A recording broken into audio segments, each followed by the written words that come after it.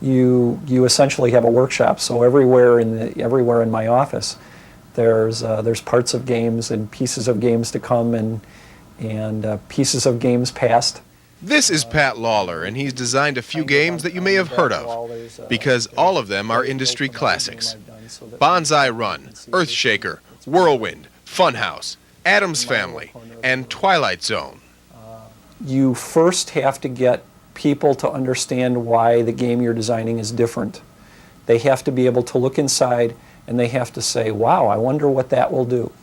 Pat has just completed a brand new game, one that expands on a theme with a proven collections record. Everything about the game has been customized to produce strong collections in our current market. It's a brand new design philosophy. The market for pinball in general right now has changed dramatically from 2 years ago.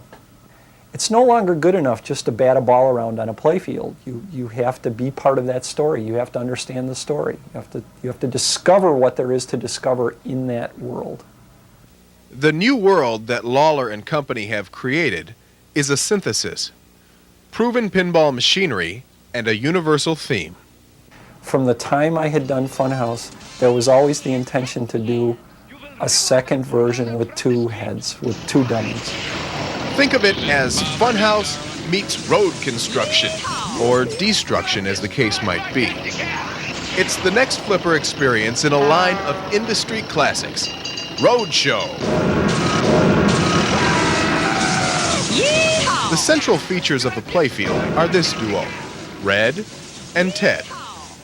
Identical to Rudy from Funhouse, but twice the fun. As you're about to see, two heads really are better than one.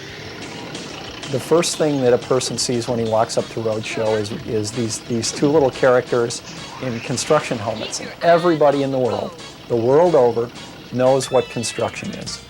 So everybody kind of knows what these two are about when they just see them sitting in the game before they play it. Red and Ted are a cross-country construction crew hell-bent on taking you on the adventure of a lifetime. From east to west you'll travel through 18 cities, each one holding a brand new adventure. You'll be smashing cabs in New York, thawing out construction colleagues in Minnesota, and blowing up toll booths in Chicago. This city-to-city tour has been put into the game for one very specific reason: buy-in.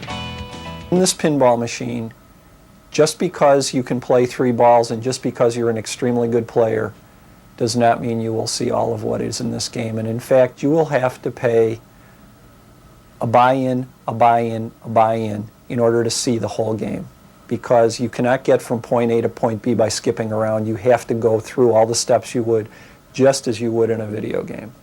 Roadshow is a brand new concept in pinball design. Not only does buy-in play an essential role in the rules, but in response to market demands, the game is at once more entertaining while actually being less complex.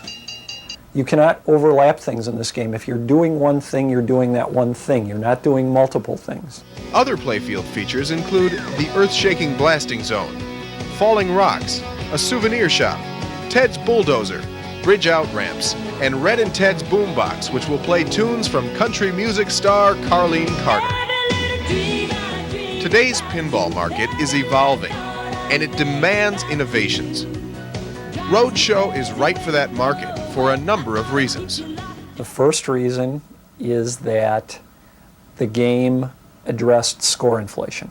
Okay, we've made the game more easily understood by the average person.